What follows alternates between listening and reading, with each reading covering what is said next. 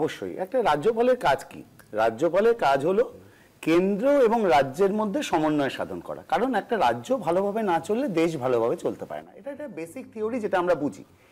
কিন্তু রাজ্যপাল যদি পক্ষপাতমূলক আচরণ করে তখন সেটা সামগ্রিকভাবে রাজ্যের ক্ষতি।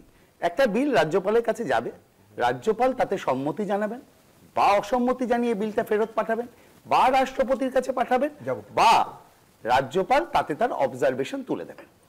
অপরাজিতা বিল যেটা আলোচনা হচ্ছিল, আমি একদম সেই প্রসঙ্গে আসি। ধ্বনি ভোটে সর্বসম্মতিভাবে গৃহীত একটা বিল রাজ্য বিধানসভায়। রাজ্যপাল তার অবজারভেশনে যেটা জানিয়েছেন, আমি অনেক পয়েন্টে যাচ্ছি না, টেকনিক্যাল পয়েন্ট শামীমদা আরো ভালো বলতে পারবেন, যে দুটো পয়েন্ট কোন পরিস্থিতিতে এই বিল লাগু করা হলো, একটা টেকনিক্যাল পয়েন্ট হচ্ছে এটা।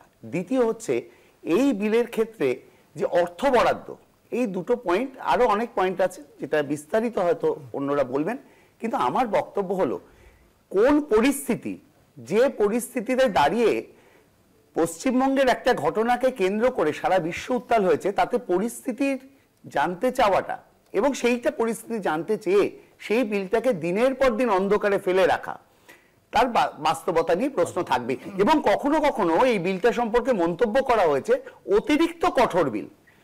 আমরা ধর্ষকদের ক্ষেত্রে কি নিয়ম চাইছি এটা কিন্তু পরিষ্কারভাবে, যেটা রাজ্যের মাননীয় মুখ্যমন্ত্রী মমতা বন্দ্যোপাধ্যায় অপরাজিতা বিলের ক্ষেত্রে বলেছেন যে সর্বোচ্চ শাস্তি বা ক্যাপিটাল পানিশমেন্টের কথা, সেক্ষেত্রে নমনীয় মনোভাব, এটার কারণটা কি সেটা তো অবশ্যই মানুষের জানার প্রয়োজন আছে।